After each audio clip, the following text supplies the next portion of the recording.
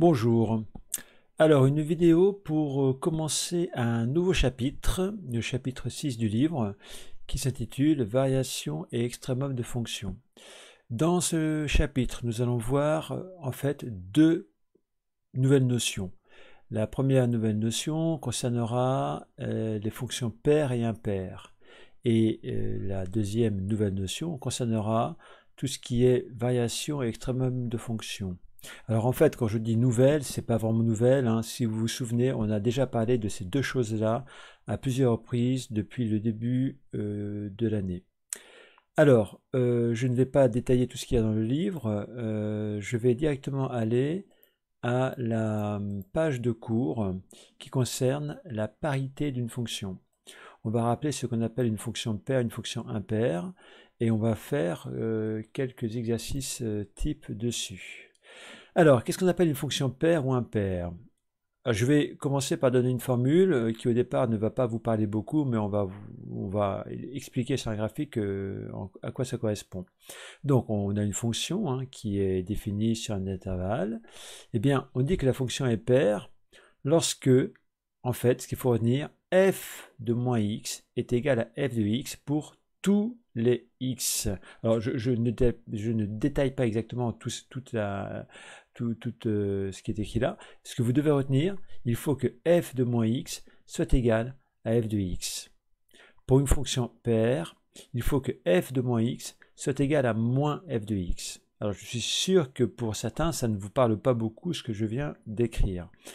On va mieux comprendre les choses en regardant ce qui se passe sur un graphique. Regardez. Je viens de dire, une fonction est paire lorsque f de x égale f de moins x. Alors regardons un petit peu ce schéma-là. Je vais faire un petit zoom dessus. Voilà, on verra mieux. Donc, voyez, supposons que je prenne sur l'axe des abscisses une valeur de x. On est d'accord? Elle est là. Où se trouve moins x? Moins x se retrouve donc de l'autre côté, opposé à x. Ok? J'ai x ici. Où se trouve f de x? F de x, je suis la verticale jusqu'à la courbe, et hop, ici, là, à cet endroit-là de l'ordonnée, je peux lire f de x, c'est-à-dire, voilà, comme c'est écrit là. Pour moins x, regardez, si je suis le même chemin, j'arrive à f de moins x. Et je constate sur ce schéma-là, sur ce dessin, que f de x et f de moins x, c'est le même nombre. Donc f de x égale f de moins x. Alors pourquoi est-ce que ça se produit comme ça? Bien parce que, regardez, il y a une symétrie par rapport à l'axe des y. À chaque fois que j'ai x et moins x, eh bien, f de x et f de moins x seront égaux. Voilà. Ben en fait, c'est une façon de reconnaître les fonctions paires. Une fonction paire, c'est une fonction dont la courbe est symétrique par rapport à l'axe des y. Ok?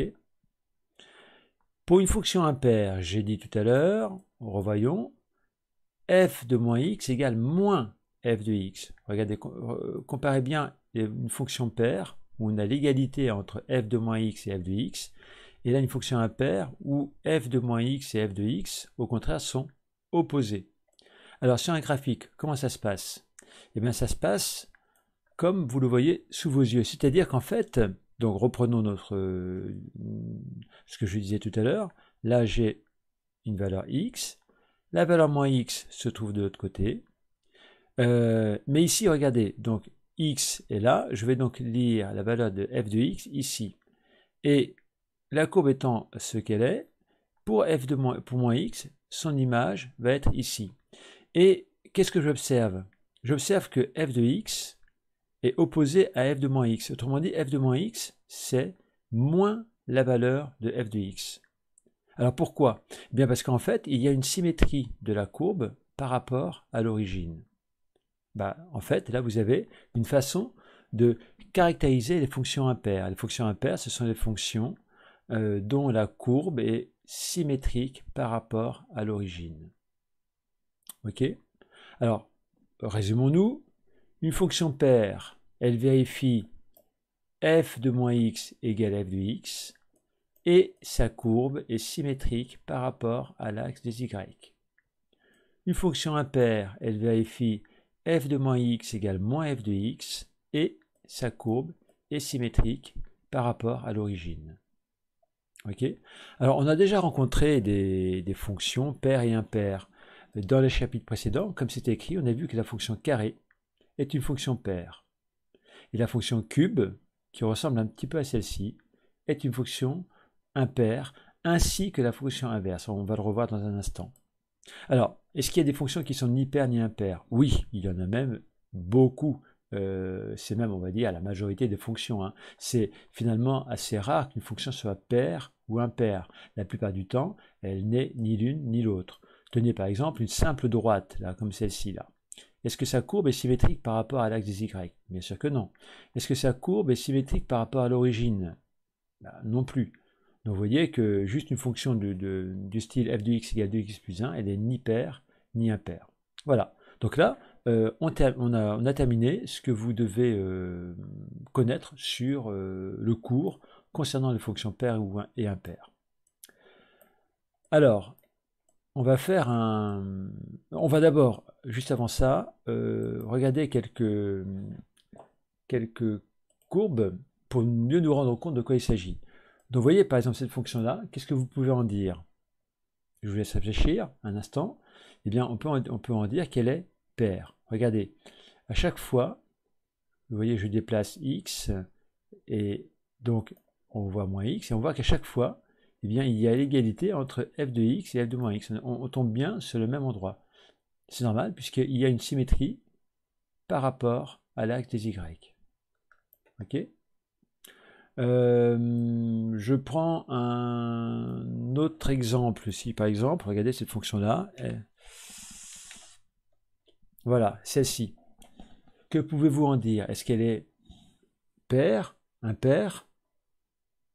Eh bien, en fait, elle n'est ni paire, ni impaire. Est-ce que cette courbe est symétrique par rapport à l'axe des Y, cet axe-là? Clairement, non. Il y a bien une symétrie, c'est vrai. La symétrie, elle n'est pas par rapport à l'axe des Y, elle est par rapport à une droite que je dessine avec ma souris. Est-ce qu'elle est symétrique, cette courbe, par rapport à l'origine? C'est-à-dire, est-ce que chaque point a son symétrique par rapport à l'origine? Bien sûr que non. Donc vous voyez que cette fonction-là n'est ni paire ni impaire. Autre exemple. Cette fonction-là, est-elle paire ou impaire? Je vous laisse réfléchir un instant, regardez bien ce qui se passe. Bon, j'espère que vous avez conclu que cette fonction était impaire. En effet, vous voyez, chaque point là, de la courbe a son symétrique par rapport à l'origine sur la courbe. C'est-à-dire que si j'ai un point x de coordonnées, enfin un point m de la courbe avec x et f de x, eh bien j'ai le point moins x et moins f de x, autrement dit, f de moins x est opposé à f de x. F de x égale moins f de x. Ok. Celle-ci est-elle paire, impaire? Bon, je pense que vous aurez reconnu une fonction qui est paire. Hein. Clairement, on voit bien que f de x et f de moins x, quelle que soit la valeur de x, ces deux valeurs sont toujours égales. F de x égale f de moins x. Ok. Une dernière. D'ailleurs, non, c'est une avant-dernière, on en verra une autre. Ça, c'est une fonction toute bête, c'est la fonction, c'est une droite en fait. Hein. Est-elle paire, impaire? Bon, clairement, je crois que vous pouvez dire qu'elle est impaire. Hein. On voit bien qu'il y a une symétrie par rapport à l'origine. Hein. Et vous voyez, f de x et f de moins x sont opposés pour toute valeur de x. Une dernière. Là, qu'est-ce que vous reconnaissez? Vous reconnaissez une fonction qui ressemble à la fonction inverse. C'est bien la fonction inverse, d'ailleurs, on pourrait le vérifier. Et eh bien, qu'est-ce que je remarque? Je remarque que, en fait, cette courbe est symétrique par rapport à l'origine. Il s'agit d'une fonction impaire. Alors là, cet exemple est intéressant parce que parfois, on peut avoir tendance à se dire fonction impaire, c'est une fonction qui passe, dont la courbe passe par l'origine. Ben, vous voyez bien que c'est faux, hein. Cette fonction est impaire, elle ne passe pas par l'origine. Hein. Dans votre cours, il est écrit une fonction est impaire lorsque sa courbe est symétrique par rapport à l'origine. Ok? Voilà. Alors, on peut dire que ça c'est une première chose à savoir faire, c'est reconnaître graphiquement une fonction paire ou impaire. Revenons à notre livre. Je vous disais un instant là, donc voilà notre cours, et en fait on va apprendre à faire un premier exercice où on va montrer qu'une fonction est paire ou bien impaire, mais sans regarder sa courbe. Parce que bien sûr, évidemment, la plupart du temps, on a, vous voyez, là, par exemple, dans cet exercice, hein, vous avez une formule pour f de x, 1 plus 1 sur x au carré, là, voilà, c'est une fonction, vous ne la connaissez pas, c'est pas la fonction carré, c'est pas la fonction cube, c'est pas la fonction inverse, c'est une fonction quelconque. Eh bien, on va essayer de montrer que cette fonction est paire, mais sans regarder sa courbe. Alors, pour cela, alors bien sûr, l'exercice est résolu. Vous pourriez lire tranquillement la solution pour le 1 et la solution pour le 2. Comme je ne suis pas sûr que ce soit compréhensible pour tout le monde, on va le faire ensemble. Alors, voici donc l'exercice que j'ai recopié. Et donc, alors, je vais paramétrer mon outil un instant. Voilà. Voilà. Donc là, nous allons montrer que la première fonction, f de x égale 1 plus x au carré, est paire. Alors, qu'est-ce qu'il faut montrer? Eh bien, montrons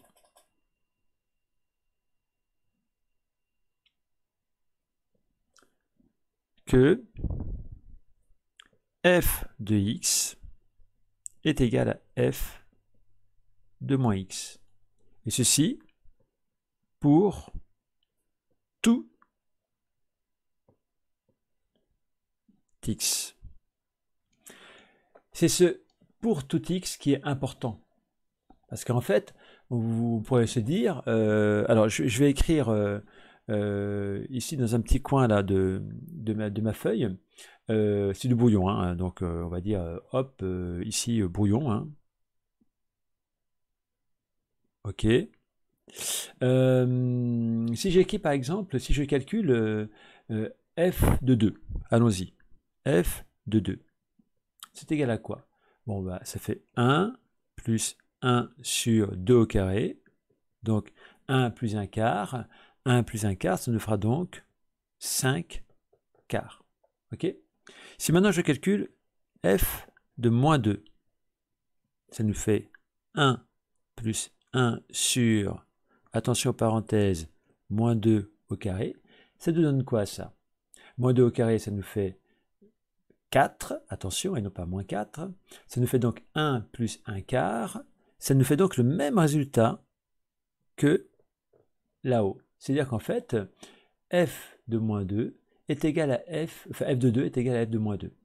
Est-ce que ça me suffit pour dire que la fonction est paire? Est-ce que ça me suffit pour dire que f de x est égal à f de moins x?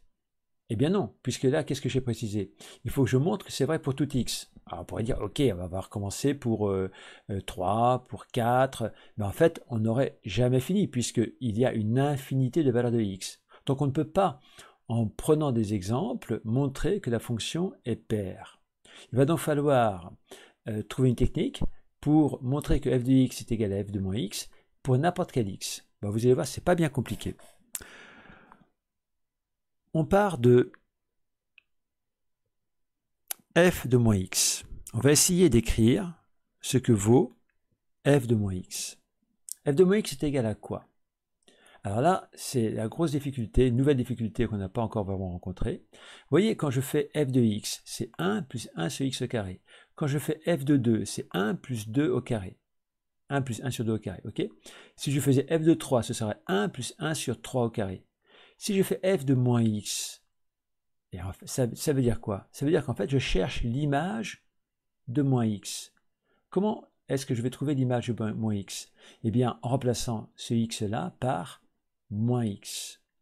Ça va donc s'écrire 1 plus 1 sur, entre parenthèses, moins x au carré. Attention, ces parenthèses-là sont très importantes.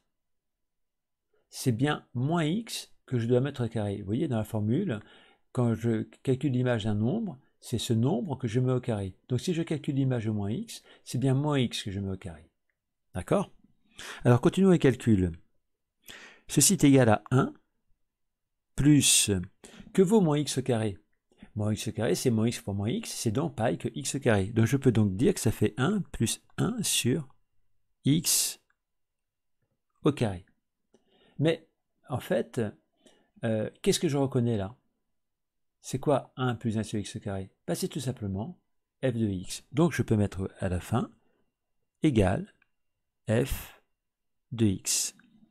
Qu'est-ce que je m'aperçois? Ben, je m'aperçois que j'ai montré que f de moins x est égal à f de x. J'ai bien montré le résultat que j'attendais.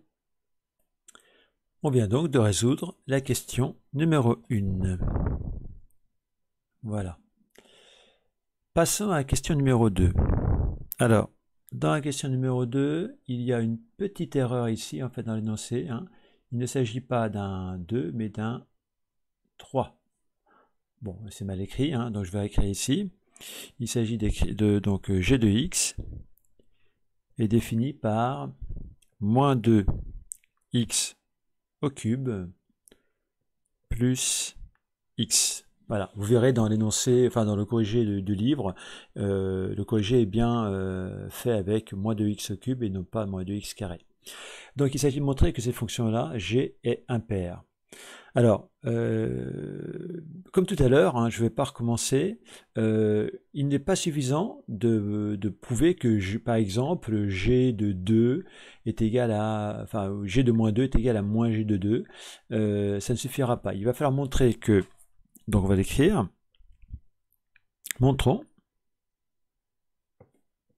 que pour tout x, eh bien cette fois, la formule que je vais appliquer, c'est la suivante, elle est dans mon cours.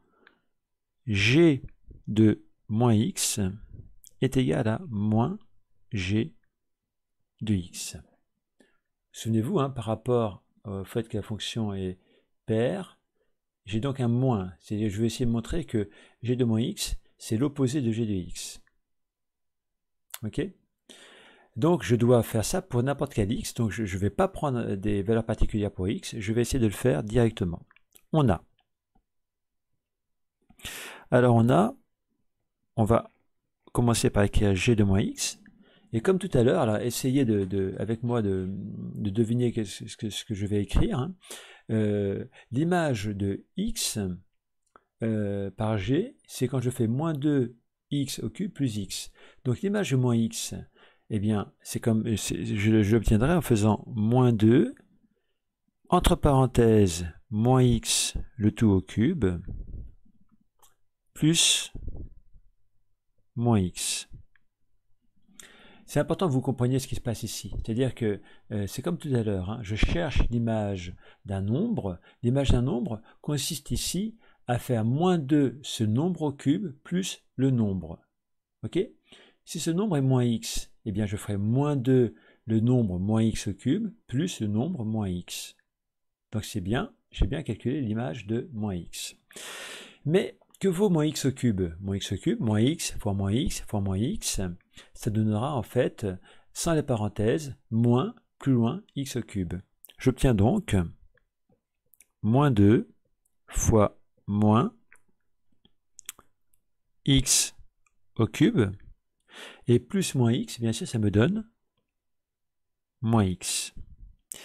Moins 2 fois moins x au cube, ça me donnera 2x au cube moins x. Ok, on en est là. On en est là. Qu'est-ce que je cherche à montrer? Je cherche à montrer que g de moins x égale moins g de x. Alors, on peut calculer moins g de x. Qu'est-ce que c'est que moins g de x? Eh bien, c'est tout simplement g de x avec moins devant. Mais attention, parenthèse, hein. G de x, c'est moins 2x³ plus x. Donc, si je mets moins g de x, je vais donc écrire moins, entre parenthèses, la valeur de g de x, c'est-à-dire moins 2x au cube plus x. Quand je développe cette expression, moins par moins 1 par moins 2x³, ça me donnera 2x³. Puis, le moins 1 qui est là, fois le x. Quand je vais le développer, ça me donnera moins x. Qu'est-ce que je vois? Eh bien, je vois que moins 2x³ moins x, enfin, disons, je vois que g de moins x, qui est là, est le même résultat que pour moins g de x, qui est là. Vous voyez, hein, j'ai bien la même chose. Hein. Je peux le souligner en rouge. Donc, j'ai bien ceci et cela. C'est bien la même chose. Ok? Donc, qu'est-ce que je viens tout simplement de montrer? Eh bien, je viens de montrer, gardons le stylo rouge, on a montré que, donc j'ai dit quoi? G de moins x égale moins g de x pour tout x. Donc ceci prouve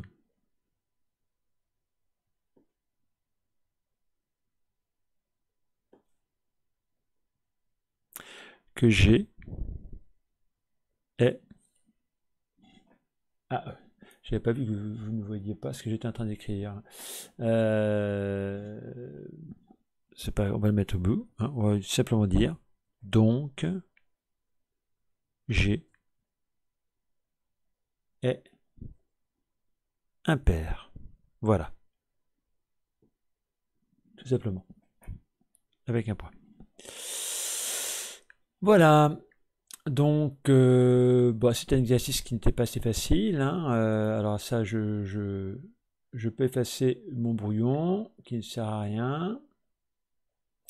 Voilà.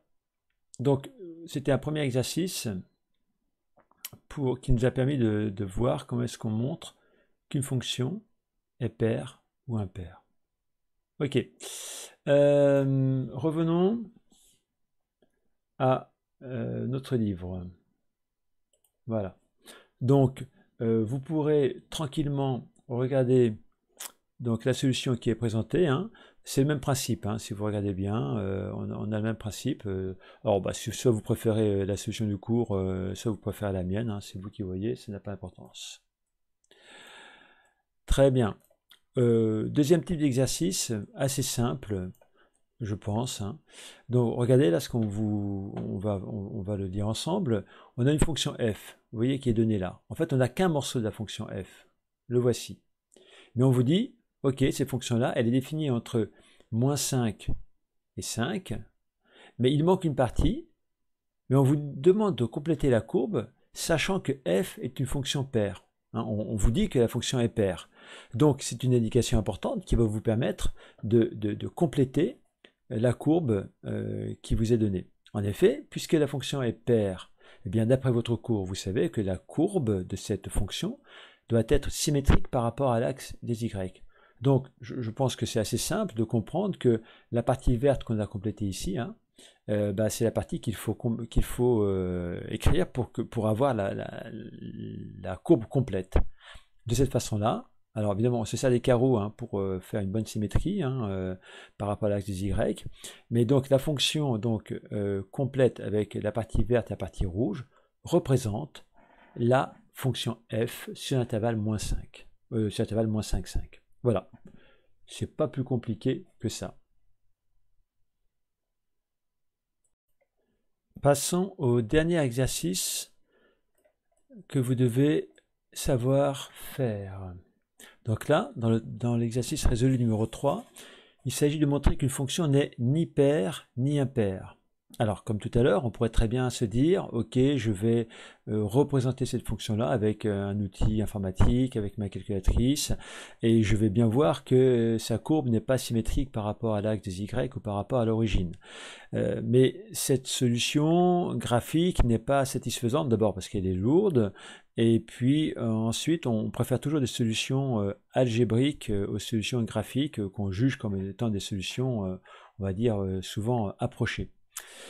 Alors, comment est-ce qu'on va s'y prendre? Vous allez voir qu'en fait, ici, ça va être beaucoup plus simple de montrer qu'une fonction n'est ni paire ni impaire que de montrer qu'une fonction est paire ou bien impaire. Hein. Souvenez-vous de l'exercice numéro 1, résolu, c'était pas si facile que ça, il y avait des calculs. Bon, là aussi, on a des calculs à faire, mais beaucoup plus simple. Alors, je vais, donc la solution est sous vos yeux, mais je vais, comme tout à l'heure, vous la montrer directement pour mieux vous faire comprendre des choses. Alors, prenons notre tableau blanc. Donc, j'ai recopié l'exercice, hein, montré que la fonction n'est ni paire ni impaire. Donc, vous avez votre formule, votre fonction qui est là. Alors finalement, on veut montrer que f de x n'est pas toujours égal à f de moins x. D'accord? C'est bien ça, puisque en fait, une fonction paire, c'est une fonction pour laquelle f de x est toujours égal à f de moins x. Donc, on va tout simplement prendre au hasard, alors des fois le hasard fait mal les choses, hein, mais là on espère qu'il fera bien les choses, on va prendre au hasard un nombre entre moins 4 et 4, par exemple 1, et on va calculer son image. On va donc calculer, là je n'ai pas le bon outil, hop, on va donc calculer f de 1. Allons-y, calculons f de 1. Alors ce 1, je l'ai choisi un petit peu au hasard en me disant que, bon, on verra bien si ça fonctionne ou pas. Donc, f de 1, c'est égal à 1 au carré moins 1.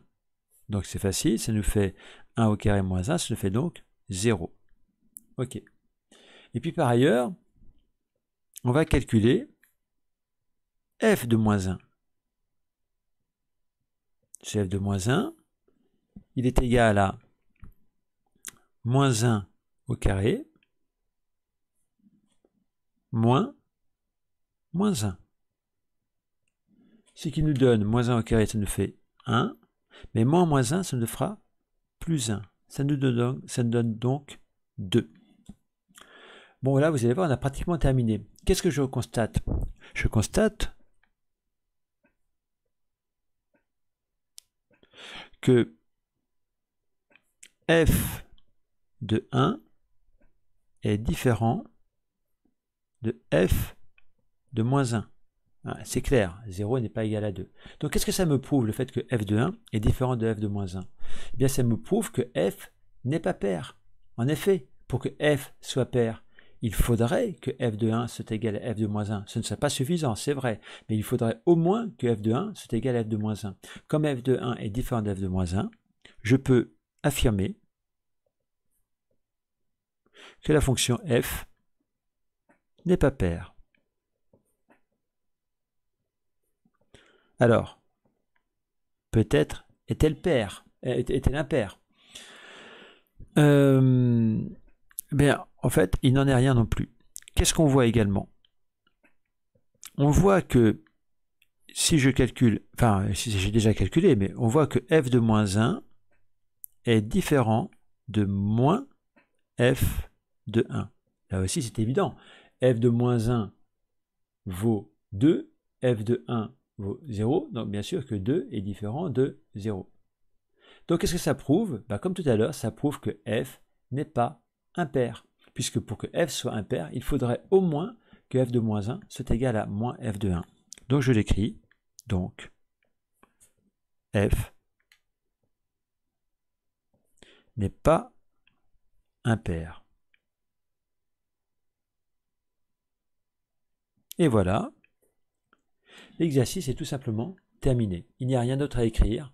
Donc vous voyez que pour montrer qu'une fonction n'est ni paire ni impaire, c'est pas bien compliqué. En fait, on prend un exemple et on montre que sur cet exemple, l'image du nombre n'est pas égale à l'image de l'opposé et qu'on n'a pas non plus l'image du nombre qui est égale à moins l'image de l'opposé. Voilà, c'est terminé pour cette vidéo. À la prochaine fois.